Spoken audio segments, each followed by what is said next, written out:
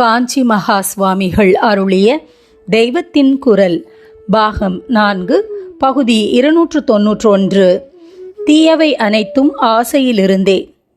ஷட்திரிபுகள் என்று 6 உட்பகைவர்களை சொல்வதில் காமம், குரோதம், லோபம் முதல் 3, மோகம், மதம், மாத்சரியம் என்பவை பாக்கி 3. யோசித்து பார்த்தால் இதுகளும் காமத்திலே, ஆசையிலே பிறந்தவைதான். மோகம் என்பது என்ன? ஒன்றிடம் ஆசையினாலே அப்படியே அறிவிழந்து மயங்கி கிடப்பதுதான்.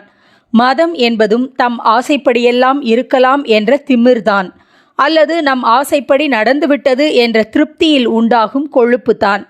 மாத்சரியம் என்பதாக இன்னொருத்தனிடம் பொறாமைப்படுவது எதனால்? நம்மிடம் இல்லாத எதுவோ ஒன்று அவனிடம் இருக்கிறது. பணமோ, புத்தியோ, செல்வாக்கோ எதுவோ ஒன்று அது நம்மிடம் இல்லையே என்பதால் தான் மாத்சரியம். அதாவது அது நமக்கு வேண்டும் என்ற ஆசைதான் மாத்சரியத்தை உண்டாக்குகிறது. இவ்வாறாக உட்பகைவர் என்கிற 6 அசுரர்களுக்கும் காமம்தான் மூலம் என்று ஆயிற்று. ஆகையால் சதா சர்வகாலமும் நம்மை பீய்த்து பிடுங்கிக் கொண்டிருக்கிற தேவ அசுர யுத்தம் நிற்க வேண்டுமானால் மூல விரோதியாக இருக்கப்பட்ட காமம் என்கிற அசுரனை இல்லாமல் பண்ணிவிட வேண்டும். ஜீவன் சாந்த நிலை அடைய ஒரே வழி ஆசாநாசம்தான். காமம் என்ற பெருந்தீனிக்காரனான பாபியை உன்னுடைய பரம விரோதி என்று புரிந்து கொண்டு சண்டை போடு. மகாசனோ மகாபாப்மோ வித்யேனமிக வைரினம்.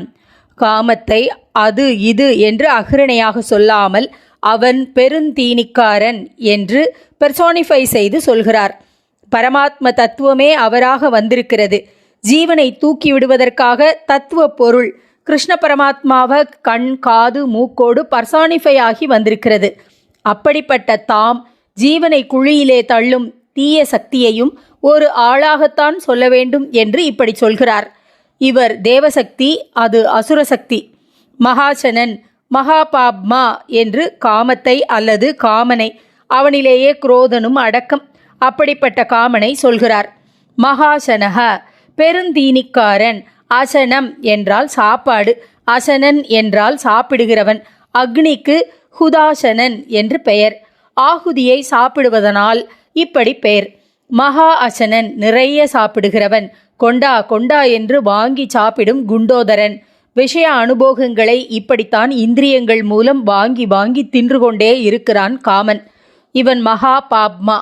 பாப்மா என்றால் பாவம்தான். உபனிஷத்தில் ஆத்மா பாபமற்றது என்று சொல்லும் இடத்தில் அபகத பாப்மா என்று இருக்கிறது. காமத்தை காமன் என்கிற மாதிரி அவனையே பாபி, பாபாத்மா என்ற அர்த்தத்தில் பாப்மா என்கிறார். சாதாரண பாபி இல்லை, மகா பாப்மா, அதாவது பெரும் பாவி. ஜீவர்களை பாவத்தில் புகுத்துவது யார் என்று அர்ஜுனன் கேட்டானே, அது இவன்தான். அதனால் இவன் மகா பாவத்தின் வடிவமாகவே இருக்க வேண்டும். இவனையே சம்சாரத்தில் பெரிய சத்ருவாக நீ அறிய வேண்டும் என்கிறார் பகவான். வித்யேனம் இஹ வைரினம். இஹ பர என்பதில் ஈகமான சம்சாரத்தில், ஏனம் இவனையே, காமத்தையே, வைரினம் சத்ருவாக, அதாவது தேவ அசுர போரில் அசுர ராஜாவான முதல் விரோதியாக, வித்தி அறிவாயாக. இப்போது கௌரவசேனையோடு நீ போட வேண்டிய யுத்தம் லோகத்துக்காக.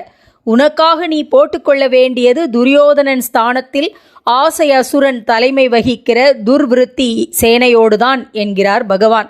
சரி, ஆசையால் தான் அத்தனை கஷ்டமும் என்று தெரிந்துவிட்டது. ஆசை என்பது மனசுக்கு ரொம்பவும் சௌக்கியத்தை தருகிற மாதிரி தோன்றினாலும், சௌக்கியத்தை அடையவே நாம் நமக்கு ஏற்படுகிற ஆசைகளை நிறைவேற்றி கொள்ள முயல்கிறோம். ஆயினும் கஷ்ட பரம்பரை அத்தனைக்கும் அதுதான் காரணம் என்று தெரிகிறது.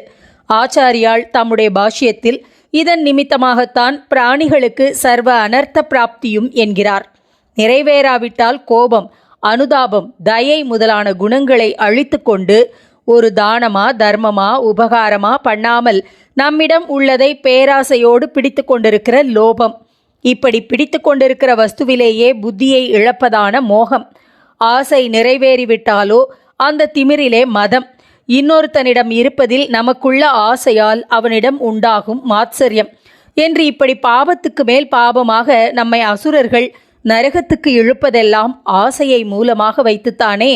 ஆசை என்பது எப்படி பார்த்தாலும் பொல்லாததாக இருக்கிறது. நிறைவேறினாலும் மதத்தை உண்டாக்குகிறது.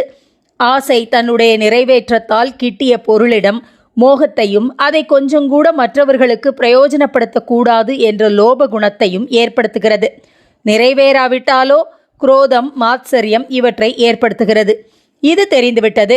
அதாவது அத்தனை கஷ்டமும் காமம் ஒன்றால்தான். எல்லா கஷ்டத்துக்கும் மூலமான அசுரன் இதுதான் என்று தெரிந்துவிட்டது. சௌக்கியத்துக்காக ஆசைப்பட்டு பரம அசௌக்கியத்தில் கஷ்டத்தில் போய் மாட்டிக்கொள்கிறோம்.